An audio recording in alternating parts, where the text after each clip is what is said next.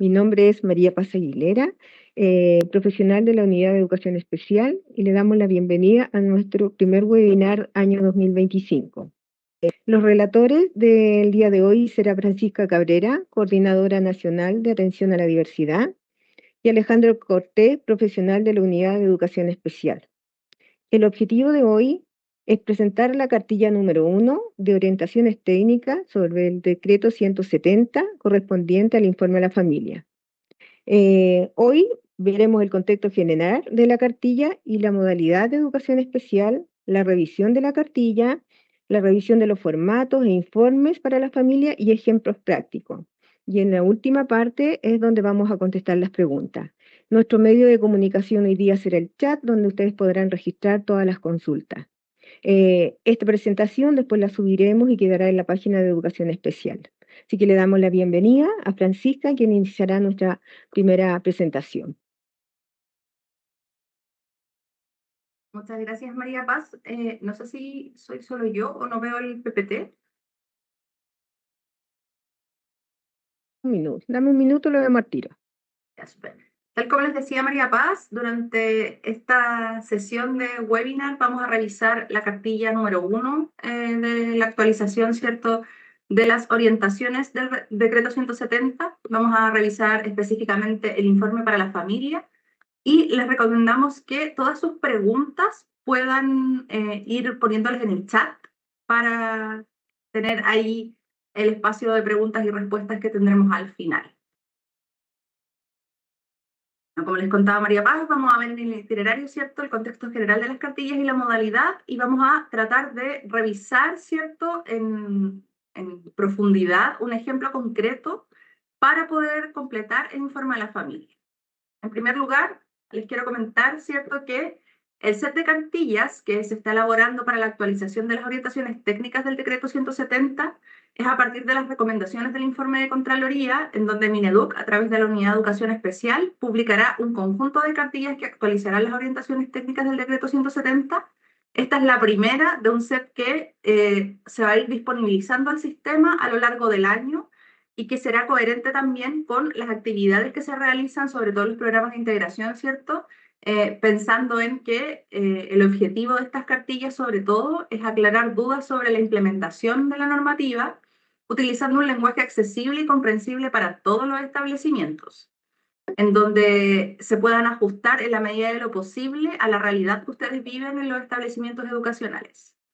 Estas cartillas tienen como fin también reducir el tiempo invertido en tareas administrativas, aclarando mitos arraigados en el sistema y permitiendo que los equipos profesionales dediquen más tiempo a lo que realmente importa, que brindar apoyos al estudiantado.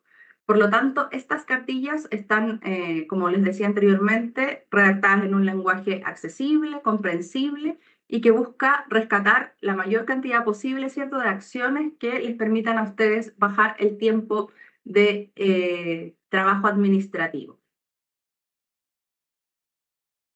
Como les decíamos, vamos a revisar el porqué o el contexto general de la modalidad de educación especial y cómo ha ido cambiando, ¿cierto?, en los últimos años, en la última década en realidad, a partir de la implementación de distintos cuerpos normativos, como lo son el decreto 170, la ley de inclusión, ¿cierto?, la implementación del SAE, han ido configurando en el sistema un cambio radical con respecto a la población que se atiende, que tiene respuesta educativa en la modalidad de educación especial. Actualmente, ¿cierto?, entendemos la modalidad de educación especial como una modalidad del sistema educativo que desarrolla su acción a nivel transversal en los distintos niveles. Tenemos, ¿cierto?, en educación parvularia, estamos también en educación básica, en educación media, media TP, en educación para adultos.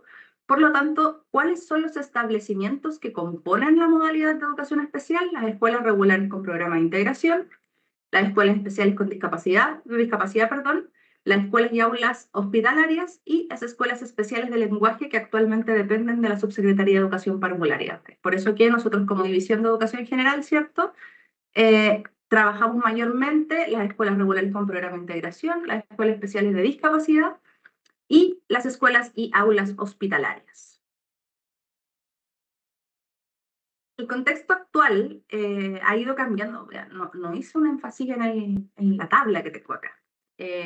La tabla que tengo acá habla del contexto actual de cómo ha ido cambiando con las políticas públicas, en particular con la implementación del decreto 170 y con la implementación del SAE, en donde se ha ido incrementando la cantidad de estudiantes con necesidades educativas de carácter permanente en los establecimientos. Si vemos acá el año 2011, que es el primer año del PIE, ¿cierto? Teníamos 52.232 estudiantes con necesidades educativas de carácter permanente.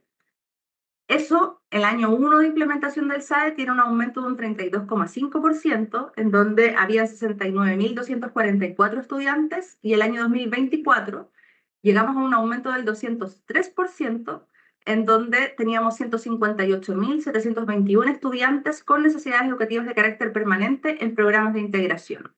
Esto configura, ¿cierto?, un estado actual en donde la mayor cantidad de estudiantes con necesidades educativas de carácter permanente están en las escuelas regulares con programa de integración, superando, ¿cierto?, las escuelas especiales de discapacidad. Y eso nos ha ido trayendo, ¿cierto?, nuevos desafíos en los establecimientos de educación regular, y es por eso que es necesario también actualizar las orientaciones del decreto 170 para, como les decía, tener mayor tiempo para la entrega de los apoyos. También en el contexto actual tenemos un documento que se disponibilizó al sistema en enero del 2025, en donde se analizan por parte del Centro de Estudios los cambios en la matrícula escolar chilena en la última década, destacando una mayor diversidad social y cultural en el sistema educativo. A partir del 2024, ¿cierto? Entonces se disponibiliza este documento del sistema, en donde el sistema escolar chileno actualmente es mucho más diverso a nivel social, a nivel cultural, que hace 10 años atrás. Si lo miramos, ¿cierto?, en perspectiva, hace 10 años atrás se empezó a implementar el decreto 170, se empezó a implementar la ley de inclusión, ¿cierto?, que ha permitido que estudiantes que antes no estaban en el sistema educativo, ¿cierto?, vayan incorporándose con mayor visibilidad, ya que al reducir, ¿cierto?, la selección, al no tener selección, estos estudiantes ingresan por sistema de admisión, teniendo mayor presencia de estudiantes con niveles socioeconómicos más bajos, estudiantes en situación de discapacidad, con necesidades educativas especiales de carácter transitorio, etnias y culturas diversas y estudiantes extranjeros. Tenemos mayor permanencia en el sistema de estos segmentos sociales, ¿cierto? No solo se han integrado más, sino que también están permaneciendo más en el sistema educativo. Y eso va planteando nuevos desafíos para la educación pública y la educación privada. La diversificación de la matrícula, ¿cierto?, presenta desafíos sobre todo para la educación pública, pensando en la modalidad de educación especial, ya que la mayor matrícula de estudiantes con discapacidad está en los servicios locales y en los municipios, que actualmente están siendo traspasados también, que es la educación particular subvencionada. Por lo tanto, se van presentando mayores desafíos, ¿cierto?, a nivel de educación pública y de educación privada. Y durante los últimos años, ¿cierto?, se han implementado distintos cuerpos normativos que han ido fomentando la equidad y la inclusión, como la Ley de Inclusión o el Programa de Integración Escolar, que han ido incorporando, ¿cierto?, nuevas estrategias o el sistema, ¿cierto?, de acceso, que nos permite diversificar la matrícula en el sistema educativo. Por lo tanto, todo este contexto, ¿cierto?, hace necesaria, como les mencionaba anteriormente, la actualización de las orientaciones. Ha aumentado la matrícula de niños y niñas con discapacidad en las escuelas de educación regular, en la ENDIDE, que es la Encuesta Nacional de Discapacidad, ¿cierto?, que realizó el CENADIS el año 2022, el 93% de los niños con discapacidad asistían a establecimientos de educación básica y el 81% de educación media, representando un incremento del 62% en educación media y un 5% en educación básica en comparación a la encuesta que se realizó el año 2015. Esto también, si lo miramos, insisto, con perspectiva, nos va marcando cuáles son los cambios que ha generado en el sistema el decreto 170, ya que el 2015, que fue la encuesta anterior, ¿cierto?, había mayor matrícula en enseñanza básica, pero ya el 2022 el incremento mayor se vio en educación media. Además de eso, durante diciembre del año pasado, el BID, que es el informe del Banco Interamericano de Desarrollo, destacó a Chile como un gran promotor, ¿cierto?, de la educación de personas con discapacidad, ya que tienen la mayor tasa de cobertura de niños con discapacidad entre 6 y 11 años que están presentes en las escuelas, la menor brecha de culminación de estudios entre estudiantes con y sin discapacidad y la menor concentración de estudiantes con discapacidad en escuelas especiales en comparación con otros países de Latinoamérica y el Caribe. Es decir, el escenario actual del país es mucho mejor en comparación a los otros países de la región, ya que se ha logrado incrementar la presencia, ¿cierto?, la matrícula y también la mayor concentración de estudiantes con discapacidad en las escuelas regulares. Además de eso, en el mismo documento del Centro de Estudios de Mineduc, tenemos algunos datos que nos ayudan a hacer esta comparativa, ya que en el 2024 se observa una mayor proporción de estudiantes con discapacidad y con estudiantes con necesidades educativas transitorias en el sistema, aumentando la matrícula de estudiantes con discapacidad entre el periodo del 2015 al 2024 en un 110% más que para estudiantes, de matrícula para estudiantes con discapacidad, y el 52% más para estudiantes con necesidades educativas transitorias. Además, un elemento súper importante es que la tasa de desvinculación de estudiantes con discapacidad ha mejorado, disminuyendo del 2,6% en el 2015 al 1,6% en el 2024, lo que ha representado una reducción del 37%. Aquí hay un gráfico súper decidor, ¿cierto?, de las brechas de estudiantes con discapacidad y sus pares sin discapacidad, en donde la tasa de desvinculación actualmente es igual, o sea que en la actualidad los estudiantes con y sin discapacidad tienen exactamente la misma tasa de desvinculación. Y eso ha generado, ¿cierto?, que el escenario actual cambie y que dentro de todo nos mandata, ¿cierto?, como Estado a ir mejorando los procesos para poder implementar las políticas públicas que nos permitan, ¿cierto?, dar respuesta educativa pertinente a esta población.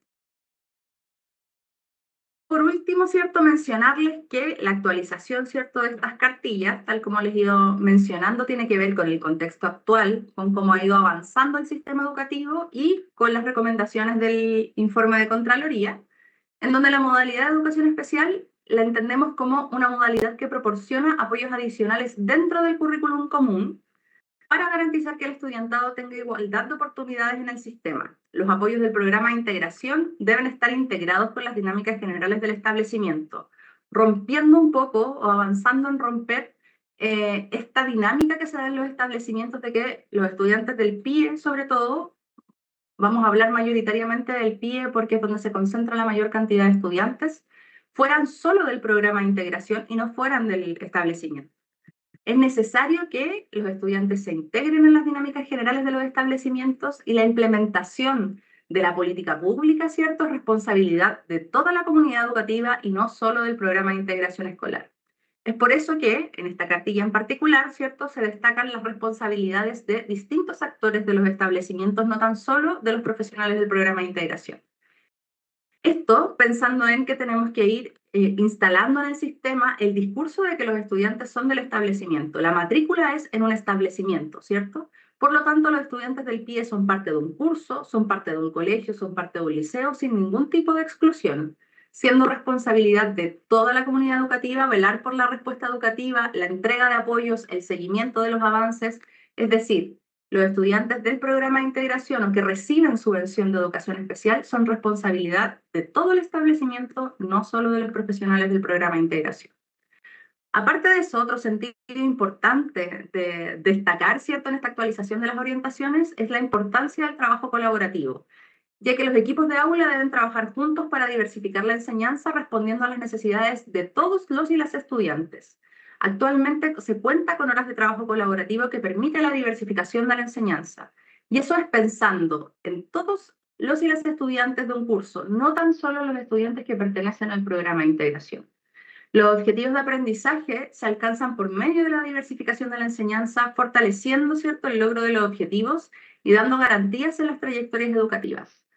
Por último, mencionarles, ¿cierto?, que el decreto 170, que es un decreto de subvenciones, en donde se definen, ¿cierto?, los estudiantes o los diagnósticos que reciben la subvención de la modalidad de educación especial. Por lo tanto, la evaluación diagnóstica es un proceso que nos va a acompañar durante toda la implementación del decreto y que establece criterios, ¿cierto?, el decreto, para poder identificar las necesidades educativas especiales y para poder, en base a eso, impetrar la subvención de educación especial para los establecimientos regulares con programa de integración. Estos son los sentidos y los propósitos a rescatar de este set de cartillas que va a ir disponibilizándose al sistema a lo largo del año y que es necesario que se vayan, ¿cierto?, incorporando en el discurso también de ustedes como profesionales del programa de integración, como coordinadores del programa de integración, como equipos directivos, equipos de gestión. Es necesario que podamos ir avanzando en que esta es la importancia de la implementación del decreto. Vamos a comenzar ya de lleno, ¿cierto?, con la revisión de esta cartilla. Es importante mencionarles que vamos a revisar la cartilla, vamos a revisar los ajustes que se hicieron en el formato de informe a la familia, vamos a revisar un ejemplo concreto de cómo se completa este informe y vamos a mencionarles elementos sobre el poder simple que mencionábamos en la cartilla para poder firmar, ¿cierto?, la recepción de este documento, de este informe, y vamos a disponibilizarles también un formato de poder simple, entendiendo que esto va a estar disponible, pero solamente el poder simple puede ser que lo ocupen, como puede ser que un apoderado llegue con una hoja, ¿cierto?, blanca escrita a mano, dándole la autorización a alguien para que reciba el informe. Entonces, obligatorio de aquí en adelante, del año 2025 en adelante, los ingresos 2025, es el formato, ¿cierto?, de informe a la familia, y el poder simple es opcional, es voluntario, y que lo vamos a disponibilizar, ¿cierto?, desde la Unidad de Educación Especial para que lo tengan ustedes en el sistema. A continuación dejo con ustedes a Alejandro Cortés, profesional de la Unidad de Educación Especial, que va a hacer la exposición sobre las cartillas, sobre la cartilla, perdón, y el formato de informe a la familia.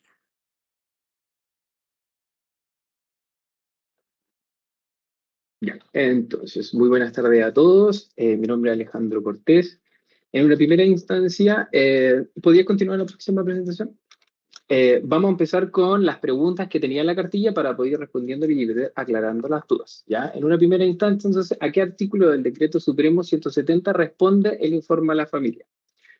El artículo 19 y el artículo 13 garantiza la entrega de la información clara sobre el diagnóstico y el apoyo educativo de los estudiantes con necesidades educativas especiales. Específicamente, el artículo 9 establece que los resultados de la evaluación deben ser comunicados por escritos y mediante una entrevista a la familia, ¿ya? Describiendo siempre de forma comprensible el diagnóstico y las necesidades de apoyo que él o los estudiantes van a requerir, ¿ya? Por otro lado, el artículo 13 señala que toda documentación reunida en el proceso de evaluación es propiedad de la familia, aunque debe estar siempre disponible para la fiscalización de la superintendencia, ¿ya? Estos artículos entonces refuerzan el derecho de los padres, madres o tutores a acceder a la información sobre el proceso educativo de sus hijos e hijas, ¿ya? Y también con este foco de que participen activamente en el desarrollo educativo, ¿ya?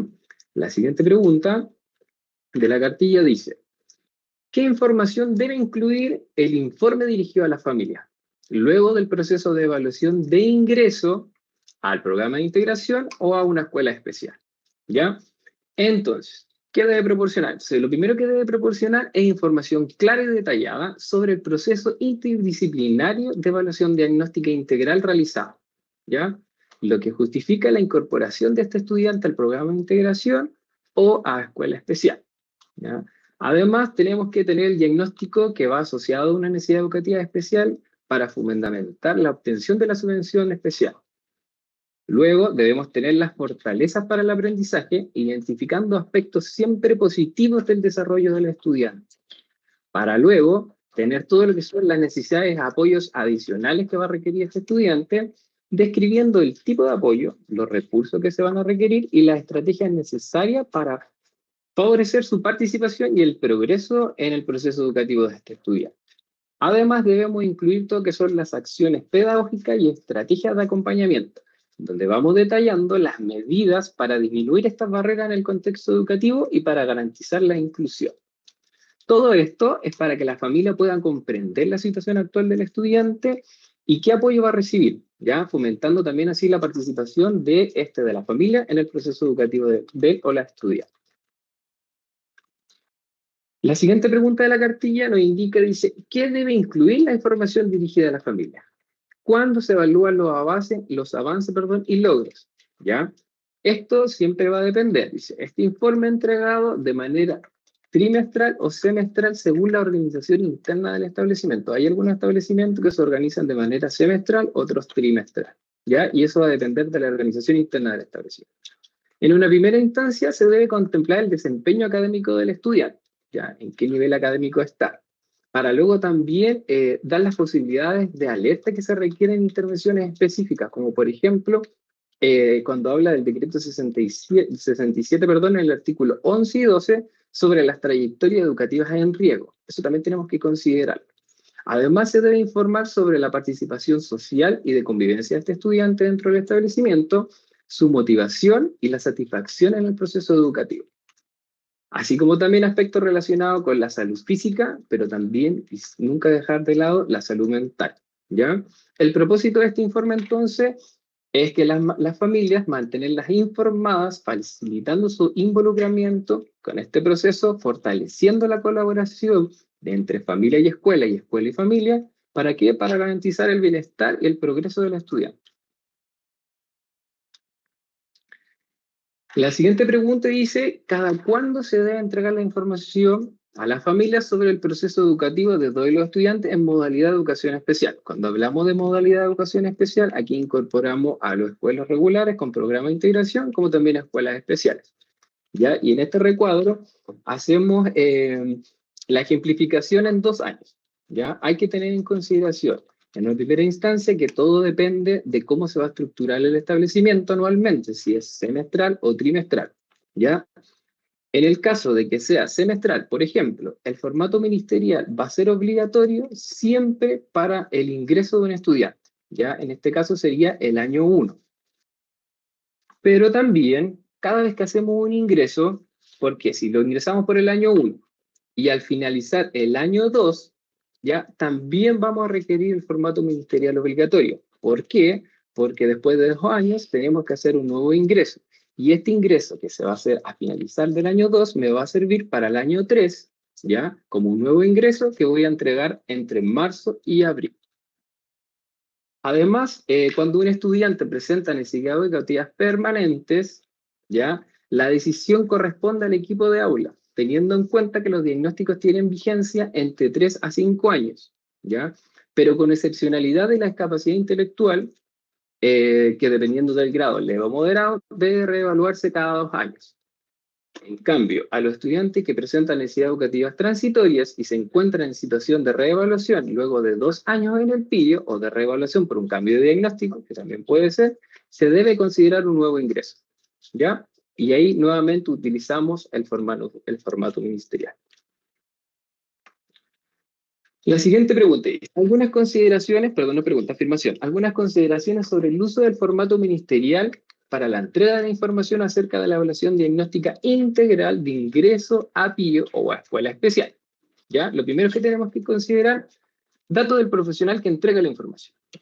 Recordar que esta acción no es exclusiva de los profesionales del programa de integración. Es importante, como decía Francisca, que los estudiantes no están matriculados en un programa de integración o un estamento específico, ¿ya?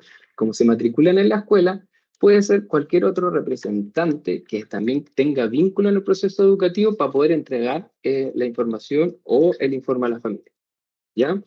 Luego también tenemos que considerar los datos de identificación de quién recibe la información, ¿ya? El apoderado titular o suplente.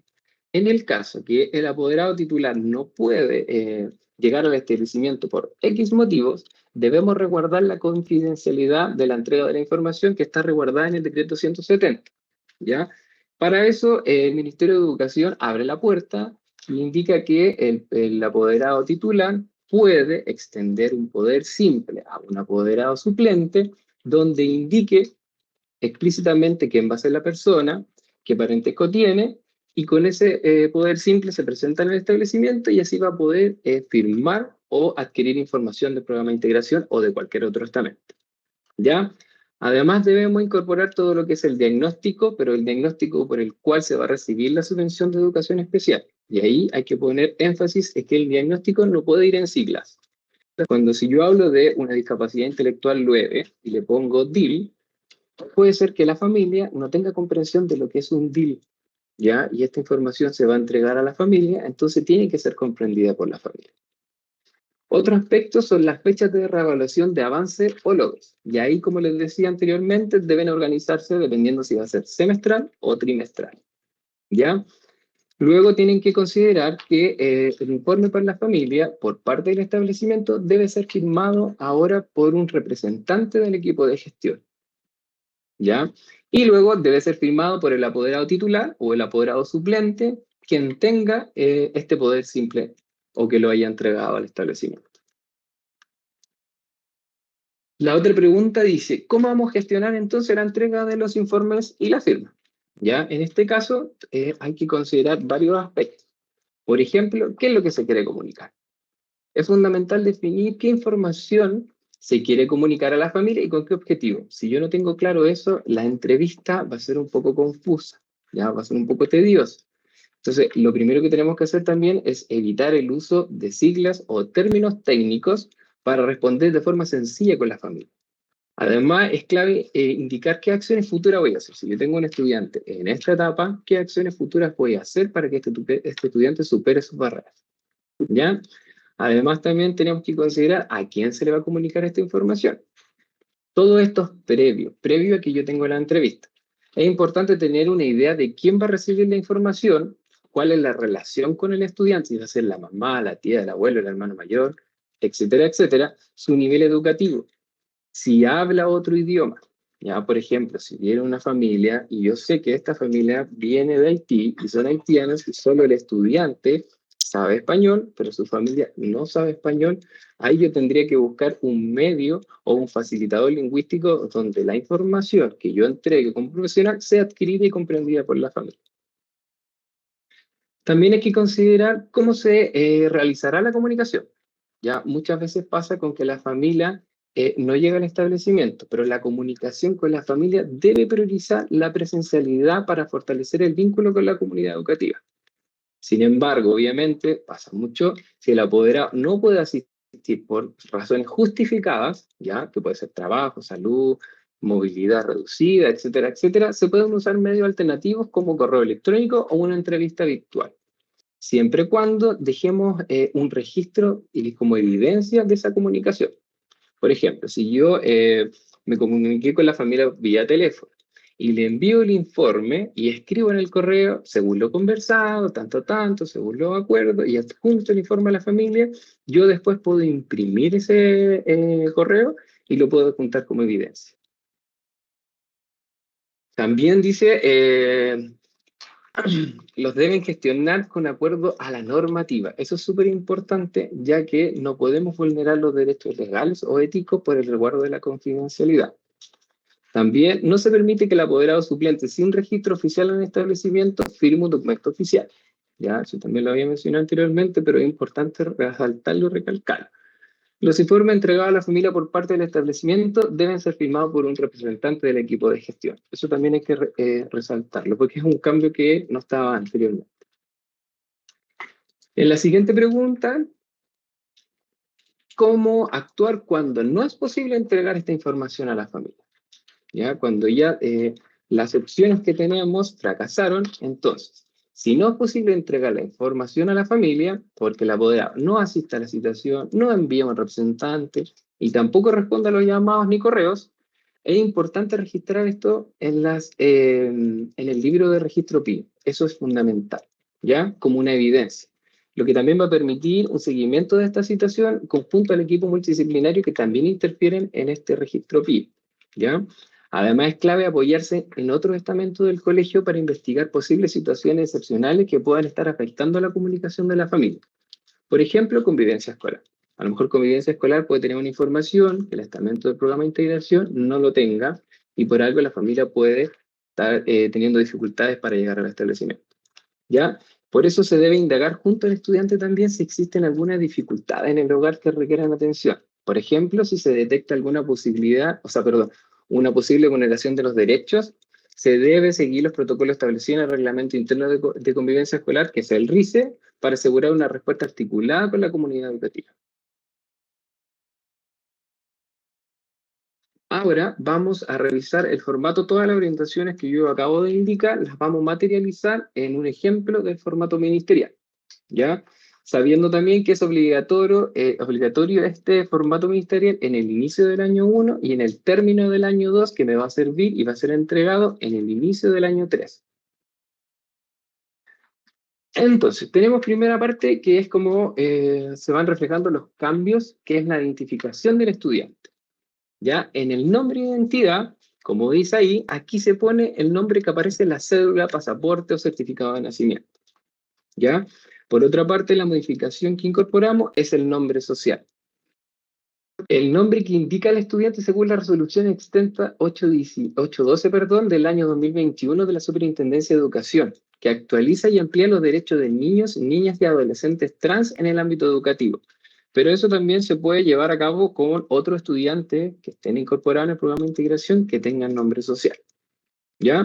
Fecha de nacimiento lo mantenemos igual, edad, curso y nivel, curso tercero medio, nivel medio, el nombre del establecimiento. Después nos vamos a la identificación de la profesional del establecimiento, y en este caso es lo mismo que yo les decía. El representante de la persona que entrega la información del establecimiento puede ser el profesor jefe, puede ser un profesor de asignatura, puede ser no exclusivamente un profesional del programa de integración, ¿ya? Y en este caso también incorporamos todo lo que es el nombre social. En la parte de identificación de la persona que recibe la información, ya que en este caso puede ser la madre, el padre o el apoderado suplente, es importante mencionar que también se incorpora todo lo que es el nombre social. Hay que completar la parte de qué relación tiene con el estudiante, si es la mamá, la abuela, el tío, etcétera, etcétera, y si va o no va con un acompañante. Ya en este caso, por ejemplo, si la mamá, como les decía anteriormente en el ejemplo, es una mamá haitiana que no habla español, ahí uno podría poner en presencia de un facilitador lingüístico. ¿Ya? En la parte apoderado titular, en este caso, en este ejemplo, es un apoderado titular, pero si no fuera apoderado titular, uno pone apoderado suplente, entrega el poder simple, sí. En la parte de resultados de la evaluación. En esta parte de resultados de la evaluación también sufre algunas modificaciones en el motivo de la evaluación. Entonces, como les mencionaba anteriormente, puede ser un motivo de evaluación de ingreso o de reevaluación del fin del año 2, que lo voy a entregar a comienzo del año 3. Además, tenemos que incorporar, dice, fecha de evaluación. ¿Cuál es la fecha que yo incorporo ahí? Es la fecha del informe psicopedagógico. ¿Ya? Este estudiante es un estudiante con discapacidad intelectual leve. Entonces, los instrumentos aplicados para este estudiante, como ejemplo, fueron la escala Wheeler de inteligencia para niños, escala de madurez social de Vineland y pruebas informales de lengua y literatura y cálculo matemático. ¿Ya? Estudiante de discapacidad intelectual leve, escrito en palabras, no utilizar siglas, ¿ya? Porque puede ser que esta familia no conozca el tecnicismo de siglas. Y nos vamos a la parte relevante, que es fortalezas y necesidades de apoyos identificadas en cada ámbito. ¿Ya? Esto también sufre algunas modificaciones. En el ámbito pedagógico se espera que ustedes puedan redactar las fortalezas, los logros y habilidades, como también los talentos de los estudiantes. Y aquí creamos un ejemplo. Se los voy a leer para que lo vamos ejemplificando de manera más práctica. Entonces dice, se destaca por su perseverancia y compromiso en el aprendizaje, especialmente en actividades prácticas y visuales. ¿Ya? Ahí tengo su fortaleza. Posee habilidades sociales que favorecen el trabajo en equipo y la empatía. Tengo las habilidades destacadas. Ha adquirido competencias en lectura, escritura y matemáticas funcionales, facilitando su desempeño cotidiano. Ahí tengo un logro. Sus talentos se expresan en áreas creativas como la música, el arte o la danza. Además, muestra sensibilidad y el apoyo emocional, contribuyendo a un ambiente armonioso en el aula. ¿Ya? En este párrafo cortito yo incorporé la fortaleza, los logros, el talento y la habilidad destacada. Por otra parte, las necesidades de apoyo deben responder a la fortaleza, los logros y los talentos, habilidades para poder potenciarlos. ¿Ya? Es importante también destacar si el estudiante requiere o no requiere adecuaciones curriculares como una necesidad de apoyo. Por otra parte, en el ámbito social afectivo, también esperamos que puedan involucrar las fortalezas, los logros, los talentos y las habilidades destacadas. Al igual que en las necesidades de apoyo, tengo que hacerme cargo de las fortalezas, los logros y los talentos y habilidades destacadas en cada ámbito. En la siguiente parte del informe del trabajo de la familia dice: trabajo colaborativo y apoyos educativos para la inclusión del niño, niña o estudiante. Este es un extracto, un apartado nuevo del informe para la familia, en donde se espera que ustedes puedan declarar ciertas articulaciones en pro y en beneficio del estudiante. ¿Ya? Por ejemplo, nosotros esperamos que ustedes puedan declarar las asignaturas y talleres en las que cuentan con horas de trabajo colaborativo, especificando los profesionales que se articulan. Por ejemplo, si yo tengo a la profesora de lenguaje y hace trabajo colaborativo con la fonoaudióloga, yo eso lo puedo declarar en esta parte. Si el psicólogo del establecimiento está articulando con filosofía, también lo puedo poner acá. ¿Ya? Además, también esperamos que ustedes puedan declarar los talleres intraescolares a los que asiste el estudiante o la estudiante que tiene PASI o aula de recursos. Al igual que se espera que ustedes declaren todas las actividades o talleres extraescolares a los que asiste el estudiante, como por ejemplo bomberos, scout, deporte, arte, etcétera, etcétera. ¿Ya? A su vez también esperamos que se declaren cuando los estamentos se articulan en beneficio del estudiante. Por ejemplo, el programa de integración se articula con convivencia escolar. El programa de integración se articula con el CRA para tener una sala de calma, etcétera, etcétera. Entonces, todas esas articulaciones se espera que ustedes las puedan declarar en este apartado. Y finalmente, esperamos también que declaren las reuniones de gestión de departamento o estamento o con redes externas. Por ejemplo, cuando el programa de integración o convivencia escolar, en beneficio de un niño del programa de integración, se reúne con el COSAM escolar o COSAM municipal. Luego, esperamos que puedan describir los apoyos que el estudiante requiere recibir en el hogar, ¿ya? Cuando nosotros siempre declaramos este tipo o describimos estos apoyos que requieren el hogar, siempre los mencionamos, pero nunca damos como una explicación a qué, ¿ya? Es como dar la indicación, debe mejorar la asistencia. Pero ¿por qué es necesario mejorar la asistencia? ¿Qué es la importancia de mejorar la asistencia? ¿Qué tiene que hacer usted desde la casa para después hacerlo nosotros desde el establecimiento? ¿Ya? Por ejemplo, para mejorar la asistencia a clase es clave establecer rutinas diarias, reforzar la importancia de la higiene personal y la puntualidad. El apoyo escolar en el hogar se fortalece en un espacio adecuado para el estudio, supervisando las tareas, etcétera, etcétera. O sea, yo no solamente declaro lo que necesito que la familia haga de la casa, también le explico el por qué tiene por qué eso beneficia al estudiante en el aula común. Finalmente, tenemos los acuerdos y compromisos de la escuela y de la familia.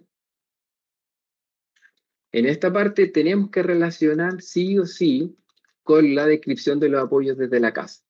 ¿Ya? Si yo le solicito un apoyo de la casa, lo tengo que poner como acuerdo y compromiso. Ya, si yo tenía problemas de asistencia, le dije a la mamá que teníamos que trabajar la asistencia, nosotros lo tenemos que declarar como un compromiso, como un acuerdo.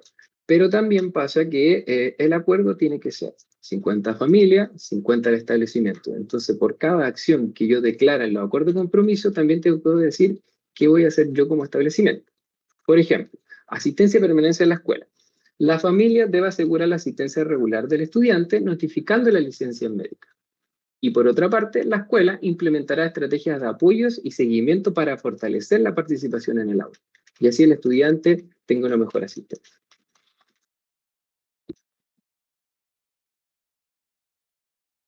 Fechas de los próximos avances y logros. ¿Ya? En este caso, como tenemos también una modificación, dice fechas en las que se evaluarán los avances y logros, o sea, son fechas futuras. Anteriormente en este ejemplo decíamos que este estudiante fue evaluado en marzo, ¿ya? Este establecimiento es semestral, entonces si yo lo evalúo en marzo, hago el avance en junio y en diciembre, y ahí tengo el año 2025. Luego, para el próximo año, hago la evaluación de los avances y logros en junio del 2026 y en diciembre del 2026. Ese diciembre del 2026 es con formato ministerial. ¿Por qué? Porque este informe 2026 va a tener que ser un ingreso para el año 2027. Y ese es el informe que yo voy a entregar entre marzo y abril, ya que también me va a servir. Y con respecto a las firmas, ahora la firma y timbre tiene que ser representante de un equipo de gestión y por otra parte la familia o un representante de la familia que tenga el poder simple.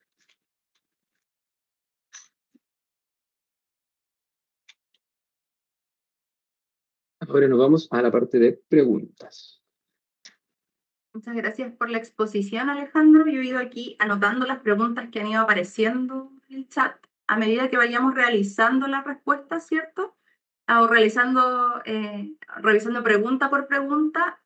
Ustedes también pueden ir destacando, ¿cierto? Viendo nuevas preguntas. Ahí te pido, Alejandro, si las puedes ir recopilando de ahora en adelante. Una pregunta que se repite harto es sobre la fecha del informe psicopedagógico. Si podemos volver a la presentación, por favor, para especificar también con las imágenes. Ahí, ¿cuál de todo estaba proyectando? Ya viene. Gracias, María Paz.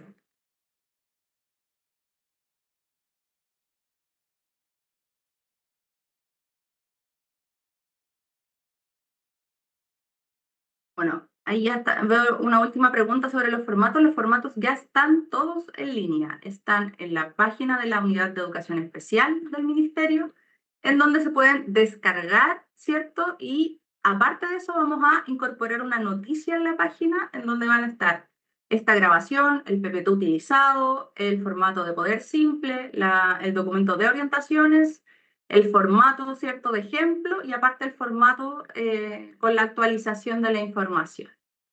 En primer lugar, entonces, les voy a hablar de... voy a partir por aquí. Por la periodicidad de la entrega de los informes. Este es uno de los grandes cambios, ¿cierto?, que se busca pensando y volviendo al foco de que la idea es tener mayor tiempo para los apoyos. Si nos vamos a la cartilla, ¿cierto?, enfatizamos en que todo trabajo colaborativo implica que en los informes de notas, en los informes de personalidad, se ve reflejado el trabajo colaborativo realizado entre el equipo del programa de integración y los docentes de aula regular. Por lo tanto, el formato ministerial es obligatorio solamente cuando un estudiante se considera un ingreso. ¿Qué quiere decir eso? Que al inicio del año 1, ¿cierto?, de apoyos, se realiza el informe ministerial. Tenemos que durante el año 1, dependiendo de la organización del establecimiento, podemos tener informes semestrales o trimestrales. Todos los establecimientos realizan, ¿cierto?, informes semestrales o trimestrales en donde entregan las notas, en donde entregan, ¿cierto?, los informes de personalidad u otro formato del establecimiento. Esos formatos, ¿cierto?, son del establecimiento y ahí se ve reflejado el trabajo colaborativo realizado. Por lo tanto, no es necesario utilizar nuevamente el formato ministerial para el informe a la familia. Solo se utiliza cuando el estudiante es considerado, ¿cierto?, como un ingreso nuevo para el establecimiento. Eso es, al inicio del año 1 y al fin del año 2 de los apoyos. Aquí hay una diferencia, ¿cierto?, con las escuelas de lenguaje, y por eso enfatizamos en un principio, ¿cierto?, que como División de Educación General, que estamos alojados dentro de la Subsecretaría de Educación, estamos haciendo estas indicaciones para el sistema escolar. En el caso de las escuelas de lenguaje, ¿cierto?, al ser una escuela en particular que da apoyo solo a estudiantes con necesidades educativas transitorias, tienen que hacer entrega de los informes de avance. En el caso de los programas de integración y de las escuelas especiales de discapacidad, es este ajuste, ¿cierto?, en donde al inicio del año 1 se hace el informe con el formato ministerial y al término del año 2 solo cuando son necesidades educativas transitorias. En el caso de las necesidades educativas permanentes, tenemos una vigencia diagnóstica de 3 a 5 años según lo que define el equipo de aula. Si el equipo de aula define que se va a reevaluar, ¿cierto?, el estudiante como un nuevo ingreso al año 5, el formato ministerial sería obligatorio al inicio del año 1 y al fin del año 5. ¿Ya?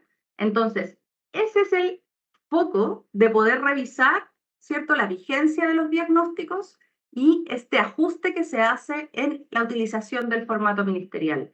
Y por eso también es importante que para los ingresos se utilice el formato ministerial, porque en los informes semestrales o trimestrales van a utilizar los formatos del establecimiento y ahí solo, tal como dice la cartilla de orientaciones, solo si tienen al estudiante, ¿cierto?, con una trayectoria educativa en riesgo, según indica el artículo 11 y 12 del decreto 67, y se tiene que hacer un plan de acompañamiento para trayectoria educativa en riesgo, ahí la recomendación es, en el informe, ¿cierto?, de notas, muchas veces hay un cuadrito pequeño donde dice observaciones, en esas observaciones poder anotar, ¿cierto?, los acuerdos para proteger esa trayectoria educativa, pero no es necesario realizar durante todos los semestres o todos los trimestres el formato ministerial. Es solamente obligatorio para cuando el estudiante, ¿cierto?, está en una situación de ingreso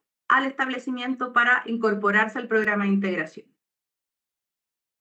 Si ahí alguien tiene más dudas con respecto a esto, lo podemos volver a clarificar, pero ahí lo anotan en el chat. Voy a seguir con las preguntas. Y como les decía, la mayor diferencia acá es que esto es para programa de integración, esto es para escuelas especiales de discapacidad, pero en el caso de las escuelas de lenguaje continúan con lo anterior, ¿cierto?, que es que tienen que entregar informes de avance según la organización, semestre o trimestre. Y ahí importantísimo es que tenemos distintos regímenes, ¿cierto?, de evaluación. Tenemos una evaluación, ¿cierto?, de ingreso, una reevaluación con un reingreso, ¿cierto?, o una evaluación con cambio de diagnóstico. En esos casos, ¿cierto?, siempre se considera un ingreso. Entonces ahí tenemos que recordar que cada vez que sea un ingreso, ¿qué es lo que tengo que hacer yo? El formato ministerial del informe para las familias. ¿Cuándo? Solo al inicio, ¿cierto?, que es una vez al año. Lo podemos hacer al fin del año 2, es decir, lo entregamos tal como dicen en las orientaciones, ¿cierto?, en marzo o abril del año que sigue. Y en el caso de los establecimientos que ya hicieron los informes de familia, ¿cierto?, el año pasado, porque tenían estudiantes que iban a ingresar de nuevo, tenemos claridad de que los formatos van a convivir un rato, ¿cierto?, los antiguos con el nuevo, porque también tenemos casos de estudiantes con necesidades educativas permanentes que de aquí a 3 años, 2 años, 4 años van a hacer recién un ingreso nuevamente. Por lo tanto, se entiende que puede haber una convivencia, ¿cierto?, de los distintos formatos. Lo importante es que este año 2025 todos los ingresos nuevos cuenten con el formato ministerial, ¿cierto?, que es obligatorio a partir de ahora. O sea, si el estudiante estaba el año pasado y es un ingreso este año y ya hicieron el informe, no tienen que volver a hacerlo. Y ahí vuelvo a insistir, la lógica que tiene que predominar es mayor tiempo para los apoyos. Por lo tanto, si yo ya tengo el informe con el formato antiguo, lo entrego con el formato antiguo y no hay ninguna dificultad. Lo otro que quería, que salió también en las preguntas es, voy a avanzar rápido, aquí me salté una, es sobre la fecha de evaluación que corresponde al informe psicopedagógico. ¿Por qué corresponde al informe psicopedagógico? Tenemos acá, ¿cierto?, todos estos instrumentos aplicados. Nosotros hacemos el informe psicopedagógico, hablo de nosotros porque soy educadora diferencial, ¿cierto?, y trabajé en PIE, por lo tanto, nosotros hacemos el informe psicopedagógico cuando ya tenemos el diagnóstico y cuando ya tenemos, ¿cierto?, el motivo del por cuál va a ingresar el estudiante al programa de integración o a la escuela especial. Por lo tanto, ya aplicamos las evaluaciones, ya hicimos, ¿cierto?, la evaluación diagnóstica integral, y en el informe psicopedagógico lo que hacemos es la recopilación de todos los antecedentes que tenemos, en donde vamos registrando, ¿cierto?, las necesidades de apoyo, en donde vamos registrando los resultados que obtuvimos en esta aplicación, ¿cierto?, de test o de pruebas. Por lo tanto, lo que tenemos que registrar es la fecha de confección del informe, no la fecha de evaluación. Cuando confeccionamos el informe psicopedagógico, ¿cierto?, es cuando fijamos acá la fecha de evaluación en el informe de familia. Distinto es, ¿cierto?, en el FUDEI, en el de reevaluación. O sea, aquí estamos orientando solamente los ajustes que se hacen en el informe a la familia o para la familia. Importante también mencionar una pregunta que me apareció en el chat. Esto no, por ningún motivo, reemplaza el informe psicopedagógico. Este informe ha estado siempre en la entrega, ¿cierto?, de expedientes, y el cambio o el ajuste es su periodicidad. Ahí es donde está el gran ajuste en la orientación. Esto no reemplaza ningún otro formulario. Lo que sí hace es recopilar, ¿cierto?, la fecha de la información del informe psicopedagógico, porque también se entiende que el informe para la familia es lo último que realizamos, ¿cierto? Es cuando ya tenemos todo el proceso de evaluación diagnóstica integral completo y podemos indicarle a la familia esta información en donde vamos a ir rescatando, ¿cierto?, o mencionando cuál es el diagnóstico para el que ingresa, cuáles son los instrumentos aplicados, cuáles son los apoyos que va a recibir el estudiante, ¿cierto? Y ahí me agarro de otra pregunta también que apareció por ahí por el chat, que tiene que ver con la dificultad de recopilar información sobre los logros, habilidades, ¿cierto? Para esto es la evaluación diagnóstica integral. Cuando un estudiante ingresa, aplicamos distintos instrumentos, hacemos una anamnesis, en ese espacio, ¿cierto?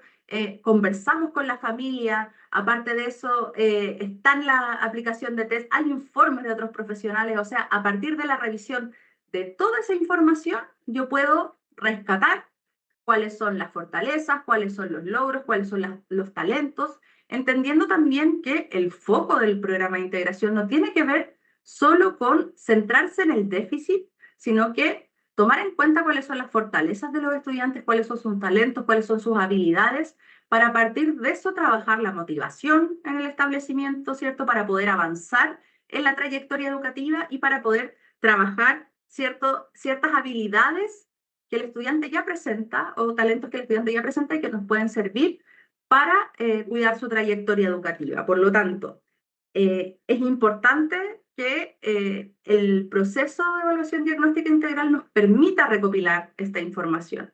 En algunos casos va a costar un poco más, pero también ahí es importante hablar con los estudiantes, hablar con la familia y aprovechar todas las instancias que se definen, ¿cierto?, en el proceso de evaluación diagnóstica integral. Había otra pregunta, voy a volver para atrás, sobre el nombre social. Claramente, ¿cierto? Sí, está el nombre que aparece en la cédula de identidad y el estudiante o la estudiante o le estudiante no se identifica con un nombre social, no lo completamos. Acá también nosotros visualizamos una ventana de oportunidad, entendiendo que hay estudiantes autistas que también muchas veces les gusta denominarse con otros nombres, por ejemplo, con su superhéroe favorito, ¿cierto? O con un nombre que le gusta, con una palabra, o sea, dependiendo de cuáles sean sus intereses profundos, y que muchas veces, al no nombrarlos de esta forma, ¿cierto?, se provoca una desregulación emocional y conductual. Por lo tanto, si tenemos acá la posibilidad de poner, ¿cierto?, el nombre con el que se identifica cada estudiante, es el momento de hacerlo. Ahora, si no se identifican con ningún otro nombre distinto a su nombre de identidad, no es necesario llenar, ¿cierto?, el apartado o el cuadrito de nombre social. ¿Qué más aparecía? A ver, tengo acá, ya, formato trimestral o formato semestral. Esos son de los establecimientos, ¿cierto? Tal como les mencionaba anteriormente, y nosotros como Ministerio de Educación no vamos a realizar ningún tipo de formato porque eso depende de la organización de cada establecimiento. ¿Qué más encontré por ahí? A ver. El poder simple se adjunta, ¿cierto?, a la copia del informe de la familia que queda en el expediente. Ahí les recomendamos corchetear, ¿cierto?, el poder simple en el informe de la familia que queda firmado en el expediente del estudiante. Había ahí también una pregunta que decía, poder simple, ¿otro documento más? No, no es otro documento más. Es un documento que nosotros disponibilizamos porque entendemos que en la realidad educativa no todos los estudiantes, ¿cierto?, o no todos los apoderados llegan a firmar los informes a la familia. Así como otros documentos, ¿cierto? Hay muchas veces que se llama por teléfono a los apoderados, por eso también en las orientaciones reconocemos que puede existir hasta una posible vulneración de derechos en donde el estudiante, ¿cierto?, no tiene presencia de sus apoderados. La idea es poder llegar hasta las últimas instancias en que ustedes puedan lograr la firma del apoderado titular. Pero si eso no es posible, y aquí también hay una gran diferencia, orientamos que hay otras vías de comunicación, en donde puede haber un poder simple, en donde otra persona que no sea el apoderado titular vaya a firmar el documento, y eso se considera como válido. Así como también existen otro tipo de comunicaciones, tal como mencionaba Alejandro, por condiciones de salud, por muchas veces trabajo, ¿cierto? Que no son compatibles con el horario de las reuniones o las citaciones en el establecimiento, en donde se considera válido, siempre que exista la evidencia correspondiente, comunicarse con la familia por otras vías o contar con el poder, ¿cierto? Para poder firmar o tener la firma de otras personas que no sean el apoderado titular en el informe a la familia.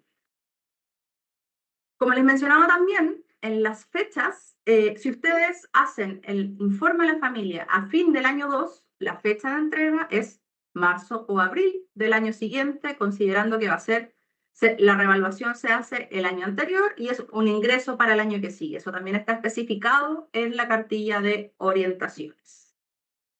¿Qué más me queda? También había una pregunta sobre cambio normativo.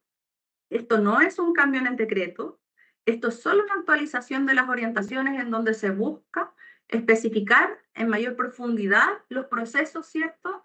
Con un lenguaje más accesible, entendiendo también los procedimientos de los establecimientos y tratando de incorporar elementos que les permitan gestionar de mejor forma los recursos, que les permitan gestionar de mejor forma las horas de trabajo y que faciliten en mayor medida el trabajo que ustedes realizan día a día en los establecimientos educacionales.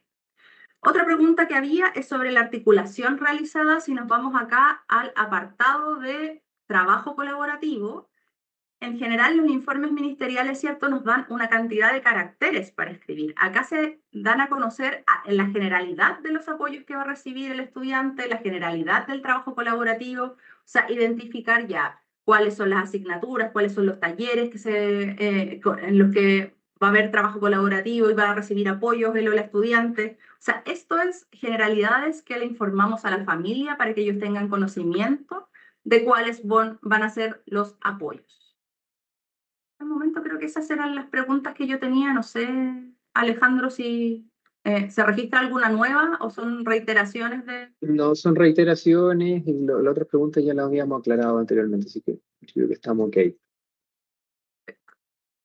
Importante también mencionar, tal como lo decía Alejandro, los equipos de gestión, aquí dentro de la cartilla también hacemos énfasis en las responsabilidades de los sostenedores y los equipos de gestión en la entrega de los apoyos, entendiendo, y vuelvo ahí a los sentidos de la actualización, que los estudiantes son del establecimiento, por lo tanto, la firma. Acá dice firma y timbre del responsable del equipo de gestión del establecimiento. Si el estudiante, ¿cierto? Si el coordinador o coordinadora PIE es parte del equipo de gestión, ¿puede firmar este informe? Claramente sí. Tiene que ser un responsable, ¿cierto?, del equipo de gestión del establecimiento. Puede ser la dirección, puede ser el jefe o jefa UTP, inspectorías, hay quienes conformen el equipo de gestión de los establecimientos pueden realizar la firma acá. Ahora, cada establecimiento, ¿cierto?, va a tener un equipo de gestión diverso, no en todos son los mismos, eso se entiende, por lo tanto aquí queda abierto a las posibilidades que cada uno de ustedes tiene en el establecimiento que trabaja, por lo tanto ahí depende de cada establecimiento quienes conforman el equipo de gestión. No sé si hay alguna otra pregunta. Volvemos a reiterar, esto va a quedar grabado, esto se disponibiliza en el canal de YouTube del Ministerio. Aparte de eso, lo subimos en la página de Educación Especial. Actualmente están disponibles la cartilla, les invitamos a leer en profundidad, analizar la cartilla con los equipos, ¿cierto? Es importante que con los equipos PIE vayan revisando, bueno, en las escuelas especiales, con los equipos multidisciplinarios vayan revisando estas orientaciones, vayan enfatizando en los ajustes que hay que hacer, y vayan tomando acuerdos sobre el cómo van a ir completando y trabajando en colaboración también para poder facilitar la realización de las evaluaciones diagnósticas integrales y que puedan verse reflejados estos cambios o puedan finalmente cumplir el objetivo, ¿cierto?, de bajar un poco la carga administrativa, de enfatizar en los sentidos, ¿cierto?, de cada uno de estos ajustes, en los sentidos de cada uno de los informes que componen el expediente de los estudiantes de la modalidad y que les permitan, ¿cierto?, a ustedes facilitar su trabajo y poder, ¿cierto?, aliviar en cierto punto la carga, pensando en que ya a nivel semestral o trimestral, con los informes de notas, con los informes de personalidad, es suficiente siempre y cuando el estudiante no se encuentre en riesgo, ¿cierto?, de repitencia y tenga que tener un plan de acompañamiento según lo que define el decreto 67. ¿Alguna otra duda o hasta ahora aparece en el chat lo mismo que ya hemos enfatizado? Sí, Francisca, son las mismas reiteraciones sobre el uso del poder simple, lo del psicopedagógico, como que ya lo aclaraste. Perfecto, ahí también les invitamos a revisar las veces que sea necesario, ¿cierto? También esta grabación, donde aquí dicen, ¿quién debe firmar el informe? Aquí está explícito. En una parte, un responsable del equipo de gestión, y en otra parte, la familia o el representante o la misma estudiante, ¿cierto? En el caso de los PIE que están en educación para adultos. Francisca, mira, acá hay una pregunta que se ha repetido varias veces, la chica la ha hecho muchas veces, dice, en el establecimiento donde trabajo nos piden realizar informes psicopedagógicos todos los años. ¿Eso no corresponde? Pregunta. Ahí les invitamos a ver el webinar de diciembre del año 2022, en donde destacamos, ¿cierto?, la incorporación de unas nuevas tablas de vigencias de los diagnósticos. Los psicopedagógicos se hacen cada vez que el estudiante es un ingreso. No es necesario realizarlo todos los años. Estamos hablando de los programas de integración y de las escuelas especiales de discapacidad. Siempre que sea un ingreso, uno realiza un informe psicopedagógico, no es necesario realizarlo todos los años, y eso está en el webinar de diciembre del año 2024, para que si es necesario volver a revisarlo, ¿cierto?, y poder mostrar ahí también la evidencia de lo que se ha ido clarificando, ¿cierto?, del sistema, está en ese webinar, que lo pueden encontrar en el perfil de YouTube de Mineduc o en la página de Educación Especial en las noticias. Al igual pregunta dice, si se entrega el estado de avance en el informe de personalidad, ¿qué evidencia debe caer en la carpeta? No necesitas evidencia en la carpeta PIE, el expediente PIE va a recopilar la evidencia del ingreso. Eso está en lo que se entrega, ¿cierto?, al establecimiento, eso se sube a SIGE, sobre todo el informe nota. Por lo tanto, esa información está disponible para el sistema y lo único que ustedes deben resguardar como equipo, ¿cierto?, es que quede la información relativa al ingreso.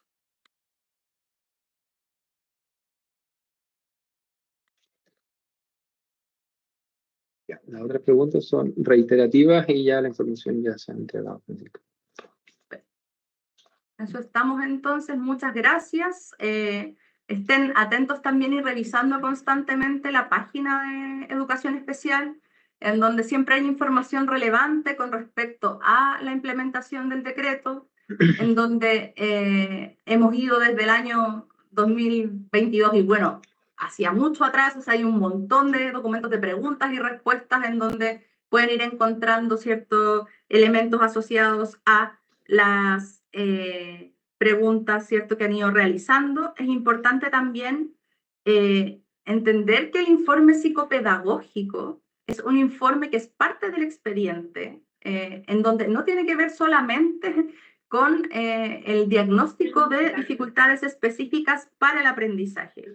El informe psicopedagógico, ¿cierto?, recopila toda la información de la evaluación diagnóstica integral, es elaborado por una educadora diferencial o por una psicopedagoga, ¿cierto?, que puede estar habilitada. Pueden llegar a veces hasta de fuera del establecimiento y que pueden también ser útiles para el expediente y que ahí se definen, ¿cierto?, cuáles fueron los elementos, o sea, perdón, los instrumentos de evaluación, cuáles fueron los resultados de la evaluación, cuál es el ingreso. Alejandro, ¿podrías apagar el micrófono que se escucha como con eco? Gracias. Disculpe. En donde también se definen cuáles son los apoyos, ¿cierto?, necesarios, las necesidades de apoyo, si es que requiere o no requiere adecuaciones curriculares, ahí también se define, ¿cierto? Es un informe en donde se recopila toda la información. Ahí también es importante aclarar que actualmente en la página de Educación Especial hay un formato de informe psicopedagógico que no es obligatorio, que es un informe que es muy útil también para estudiantes que, por ejemplo, llegan y tienen mayores desafíos, ¿cierto? Que, no sé, no sé, tienen mutismo selectivo o para las escuelas especiales en donde es muy difícil aplicar muchas veces pautas, ¿cierto?, de evaluación. Es muy útil para eso, ya que es en versión como de lista, ¿cierto?, de cotejo, en donde vamos viendo la presencia de algunos indicadores, pero no es obligación el que actualmente está en la página de Educación Especial, pero sí cada estudiante debe tener un informe psicopedagógico y que muchas veces se confunde con informe psicoeducativo y que yo creo que ahí estamos hablando de lo mismo. O sea, entender que es necesario solamente un informe psicopedagógico o psicoeducativo, como le llaman en algunas partes, pero que es el que recopila toda la información y que en donde la educadora diferencial, ¿cierto?, puede plasmar todos los resultados de la evaluación, todos los apoyos que se van a entregar y a partir de eso, ¿cierto?, se puede confeccionar también después el FUDEI, o sea, entendiendo también que este año, ¿cierto?, el ajuste que se hizo en plataformas implica que tenemos que tener todo el proceso de evaluación diagnóstica integral completo para poder completar el FUDEI y a partir del FUDEI van a migrar datos para la plataforma que van a permitir facilitar la postulación de cada uno de los estudiantes, ya que no van a tener que completar los datos a mano. Por lo tanto, eso es ir pudiendo también entender cuáles son las lógicas de estos ajustes que se han ido realizando, que tienen que ver, tal como les mencionaba, con ir facilitando el trabajo de ustedes, entendiendo, bueno, ahí ya les mencioné todo el contexto, los grandes avances que se han tenido gracias a la política pública y a quienes los implementan, que son en este caso, ¿cierto?, todos los presentes en este webinar, que son o coordinadores PIE o educadoras o educadores diferenciales, parte de los equipos multidisciplinarios, o sea, gracias al trabajo que diariamente hacen todos y todas, hemos podido avanzar y ser el mejor país de la región en cuanto a educación de personas con discapacidad. Yo creo que eso no lo podemos perder, ¿cierto?, de vista. Y nosotros entendemos que todo esto ha sido en base a un arduo trabajo que ha permitido eliminar barreras para el aprendizaje y la participación de todos y todas, y que es necesario ajustar y actualizar algunos instrumentos, algunas orientaciones que les permitan que su trabajo sea, ¿cierto?, más fácil y que el trabajo administrativo no sea todo lo que se realice, sino que se den más apoyos en aula. Y también entendiendo que hay muchos mitos asociados. Como les mencionaba, el que trabajamos en diciembre era con respecto al informe psicopedagógico, que hay que hacerlo anualmente. En el caso de los programas de integración, en el caso de las escuelas especiales de discapacidad, no es así. Nunca debió ser así, ¿cierto? Es una interpretación muchas veces de sostenedores y directivos que finalmente no revisan exhaustivamente los documentos que ya están disponibles en la página de la Unidad de Educación Especial. Ahí también los invito a volver a revisar el webinar de diciembre, porque ahí también revisamos un cuadro en donde se especifica cuáles son los instrumentos, ¿cierto? Y los informes que se hacen en cada uno de los casos. Es un documento que está disponible, ¿cierto?, en la página también, y que clarifica qué es lo que debemos hacer y qué es lo que no se debe hacer, ¿cierto?, anualmente.